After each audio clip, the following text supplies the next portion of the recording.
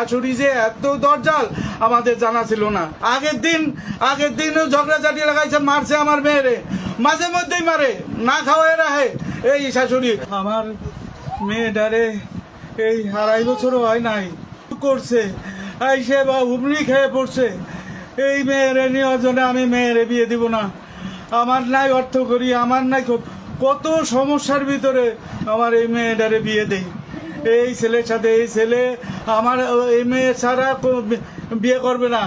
এই আমি রত্ন পাইছিলাম, এই জামাই আমার রত্ন আমি পাইছিলাম, এই কারণেই আমি, নালে আমি এই মেয়ে এখন বয়স হয় নাই, আমি মেয়ে বিয়ে দিতাম না। চিন্তা ভাবনা করলাম যে মেয়ে তো একদিন না একদিন আমার দিতেই হবে, এই কারণে আমি বিয়ে দিলাম। আজকে এই যে দীর্ঘদিন একটা দিন আমার সওয়াল, আমার এক ছেলে, আমি, আমার বউ, কেউ এদের বাড়িতে যাইতে পারি না এই মহিলার কারণে, এই শাশুড়ির কারণে। শাশুড়ি যে এত দরজাল আমাদের জানা ছিল না, কেউ আমাকে বলে নাই।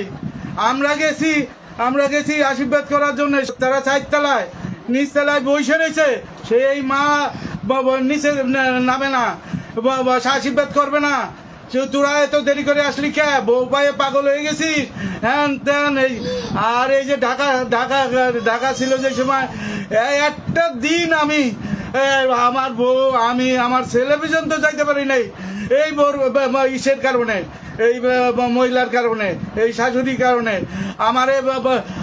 আমারে জামাই খালি রিং করে কইছে কি যে বাবা আপনি মনে কিছু করেন না, আমার মা একটু এই পদের, আপনি অনেক কিছু করেন না, এই পর্যন্ত আপনাকে আনতে পারি নাই, এই জন্যে আমি ক্ষমা চাই। আমার জামাই যে রত্নের টুকরা, মাঝে মধ্যে আমার রিং দিয়ে বাবা কেমন আছেন, আপনার শরীরের অবস্থা কি, আপনার ওষুধপাতি ঠিক মতো খান না খান, কি করেন না করেন, কোনো কিছু লাগবে? না রে বাবা, তোরা ভালো থাক, আমি ভালো থাকবো। তোরা ভালো না থাকলে আমি তো মরাতা, আমার তো ব্রেন স্ট্রোকের রুগী, আমি যে কোনো টাইমে মরে যেতে পারি, আমার কর্ম নাই, আমি কর্ম করতে পারি, কোনো রকম ডাইল ভাত খাইয়ে বাবা আসতেছি। এই জামাই যেদিনকে মারা গেল সেদিনকেও ওই সকালবেলা রিং করে বলে বাবা মা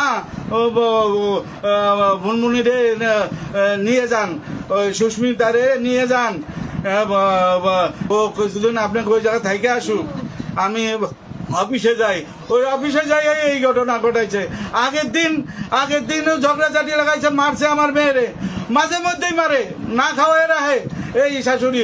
আমার জামাই যদি ওর ঘরে যাবার চায়, সে আমার জামাই যাবার দে না, ওই যে আগে আমার ঘরে থাকবি, তারপর ওর ঘরে যাবি। ও কিটা ও কন্তাইছে, ওর মূল হইতেছিল আমরা গরিব।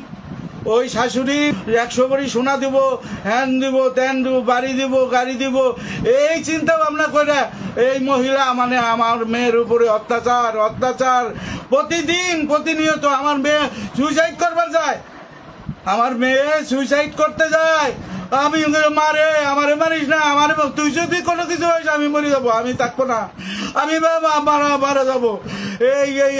এইভাবে দিন কাটছে।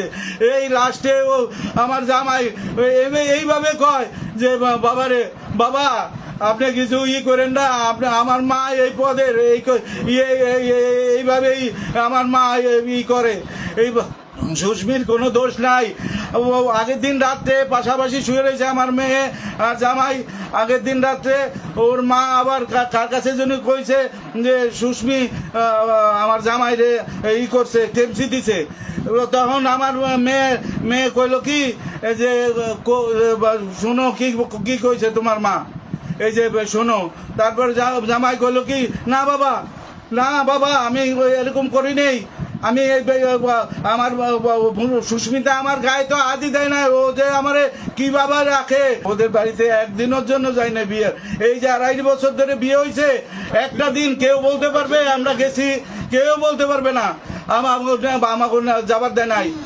একটা দিনের জন্য আসলে পরে মানে মোবাইলের পর মোবাইল, এখন চলে আসো, এক মুহূর্তে থাকতে পারবে না। কি সত্যি না মিথ্যা? একটা কথা মিথ্যা করে এই যে সামনে ঠাকুরের সামনে বলতেছি, একটা কথা মিথ্যা নাই।